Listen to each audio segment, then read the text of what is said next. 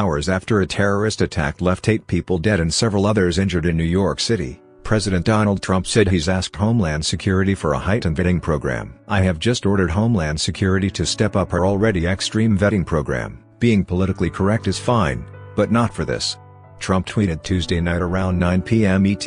A few hours earlier, he said that the U.S. cannot allow ISIS to return or enter the country after defeating them in the Middle East, stoking fears that Saif al-Saipov, the man responsible for the attack in New York City, was a returned ISIS fighter. "We must not allow ISIS to return, or enter, our country after defeating them in the Middle East and elsewhere." Enough, Trump tweeted. The president did not indicate where he was getting his information, though the 29-year-old driver was identified as a citizen of Uzbekistan who came to the U.S. in 2010 and has used addresses in Florida and New Jersey.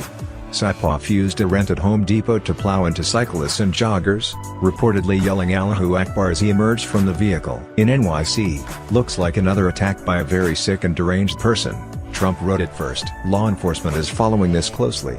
Not in the U.S. The Arabic slogan the suspected terrorist shouted translates roughly to "God is great," and is often a calling card for murderous Islamist radicals. In a statement to reporters, White House Press Secretary Sarah Sanders said that Trump has been briefed on the incident in NYC by his Chief of Staff, Kellyanne, will be continually updated as more details are known. Acting Secretary of Homeland Security Elaine Duke was briefed on the attack, the agency said. "We have recently seen attacks like this one throughout the world. DHS and its law enforcement partners remain vigilant and committed to safeguarding the American people," a statement read. Tuesday's attacker carried a pair of imitation firearms, a pellet gun and a paintball gun. Police shot him in the abdomen and transported him to a local hospital.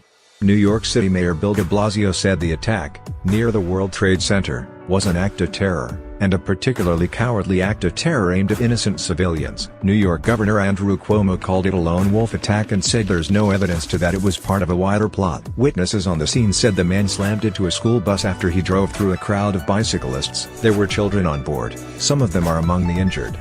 First Lady Melania Trump also used Twitter to communicate with the American people. "My heart breaks for #NYC today," she wrote. "Thoughts and prayers as we monitor the situation." The president echoed the sentiment in a later tweet. "My thoughts, condolences and prayers to the victims and families of the New York City terrorist attack. God and your country are with you," Trump wrote. In a longer statement issued by the White House, Trump also offered thoughts and prayers, but also full support to the NYPD, who the White House said will investigate the incident alongside the FBI. "We offer our thanks to the first responders who stopped the suspect and rendered immediate aid to the victims of this cowardly attack," Trump said. "These brave men and women embody the true American spirit of resilience and courage." Trump also vowed to follow the developments closely. The president has sometimes described mass casualty events as being related to mental illness. Following a mass shooting in Las Vegas 4 weeks ago, he told reporters at the White House that the attacker was a sick man. "A demented man, lot of problems I guess. We're dealing with a very, very sick individual," Trump added then.